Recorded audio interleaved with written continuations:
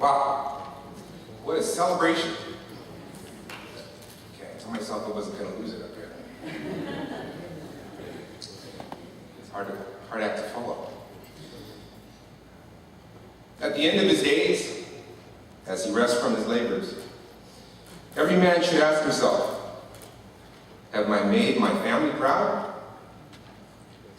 Did I make their world at least a little bit better? And if the answer is no, well, then that man should restlessly pursue anything it takes to make that answer a yes. I believe my grandpa Mendoza lived his life in such a way that he could answer that question with a yes. But with one small exception. He also asked himself at the end of the day, have I done all I can do to make my Lord and Savior proud? I can honestly say my grandpa restlessly pursued this as well. As the oldest of his 12 grandchildren, I have some great memories of my grandpa. One of my earliest memories is of he and I running around a local high school track. I remember he always wore this headband during his workouts, no matter how funny it made him look. But my grandpa took his fitness seriously, and that was a trait that I admired in him. And I attempted to implement that in my life as well. Well, at least up until recently, as you can tell by my voice. Why are you laughing? He made his workouts a priority for many years. But then something happened. Some might say it was a watershed moment in my grandpa's life. What is that, you ask? My grandpa purchased his first video cassette recorder, the VCR. Because my grandpa had now discovered that he could record his shows while he was restlessly doing other things, the VCR became his favorite toy. I have many memories of him programming the clock on the VCR. We all do that, right? And attempting to set up, his shows. All to my grandma's frustration, as her sewing closet filled up and up and up with pre-recorded video cassettes. Many of whom may still be in my parents' garage today. Probably. He was also a very competitive man. How do I know this? Well, you try playing Pac-Man on the Atari video game console with him, and you will know this. Many days and weeks of my childhood were spent losing to my grandpa at Pac-Man. All the while, he would laugh at me and say, Papa, he'd call me Papa. You didn't beat me yet, but you're getting better. And he'd give me that knowing smile. I believe that picked up some of his competitiveness as well. He inspired me to pursue education. As was mentioned earlier, he had a bachelor's degree in engineering from UCLA, a master's in psychology from Pepperdine, and a business administration degree from Cal State Dominguez Hills. One of my greatest joys was the day I graduated with my own business degree, and he was there to witness that. He hugged me on that day and said he was very proud of me. I'll never forget that day. During my formative years, I remember our extended family, many of you here today, celebrating in church, at birthdays, at holidays, all together. And one of my most memorable holidays is, of course, Christmas. Christmas at Grandpa and Grandma's house. Who could forget that? I have great memories of my grandpa reading the Christmas story to all of us cousins as we sat there wide-eyed, hoping to open our one gift on Christmas Eve. Only one. To this day, I'm very thankful for these times. And I'm happy that my own dad makes it a point to read the Christmas story to my children every year. I believe inspired by my grandpa's example. My grandpa was indeed the paternal leader of our family, and nothing made that more evident than when a large group of us went to Lake Mead on a family vacation. This vacation became known as the houseboat trip. It was during this trip that my grandpa received a new name. That name was Captain Jack. Captain Jack took the lead of the houseboats, and he made sure that every other captain followed him. He definitely had a way of motivating, but that was part of who he was, a leader. My grandpa loved to lead. And lead he did. He led in service to his country, his education, his church work, and in his service to his family, and in his singing, and in his career.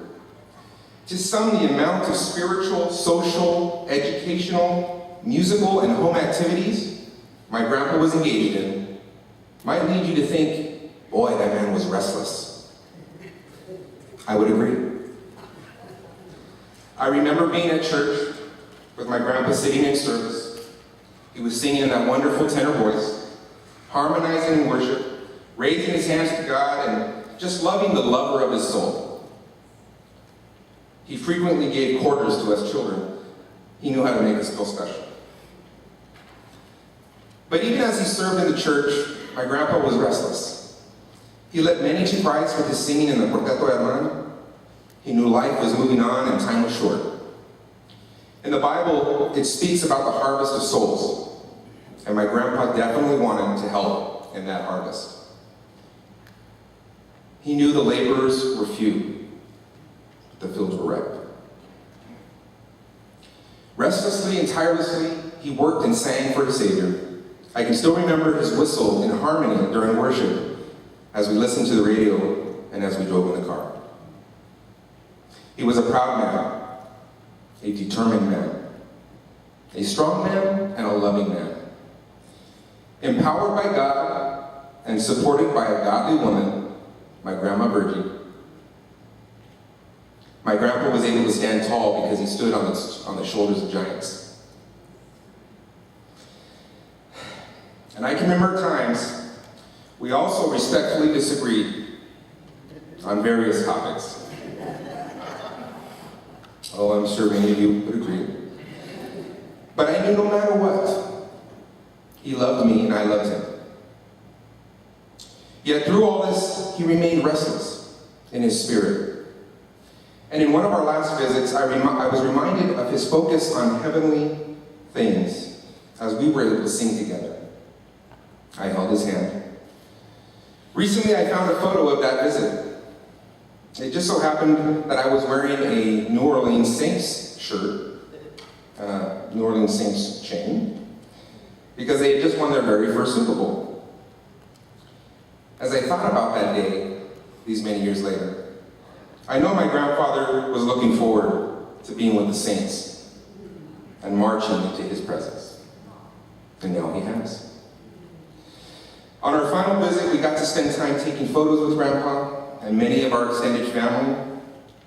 We'll never forget that day. It was a special day. And those photos will forever be cherished in our hearts. My children got to see him for the last time.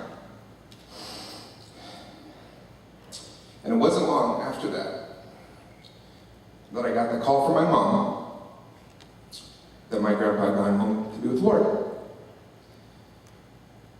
And as I heard those words, I thought to myself, he is finally at his Savior's feet, resting.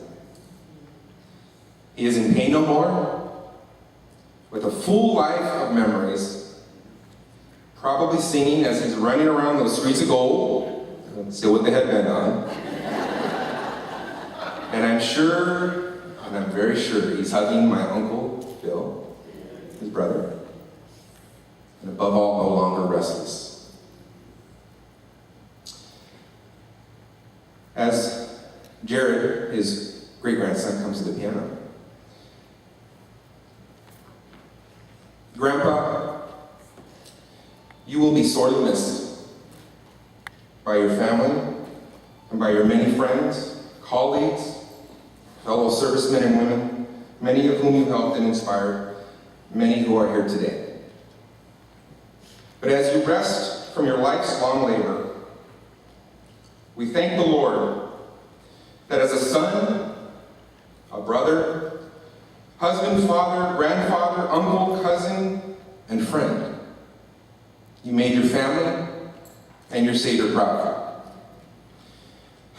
The world is most definitely a better place because of the Lord gave you life, a life that touched so many, and I'm happy to know that as you run into the arms of your Savior, He is greeting you with arms outstretched and a heavenly smile saying, I am proud of you, my good and faithful servant. Come and rest in your reward. But I am most happy because this is not goodbye.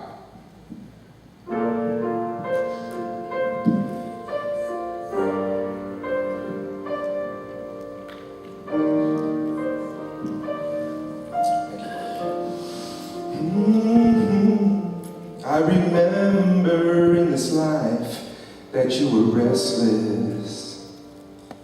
Now it's time for you to leave. It's so hard to let you go, but in this life I know you had to be who you were made to be. As you step into His arms, I'll say a prayer that within my heart you always will be there. This is not goodbye. I know we'll meet again, so let your life begin, 'cause this is not goodbye. It's just I love you to take with you until we meet again. Meet again.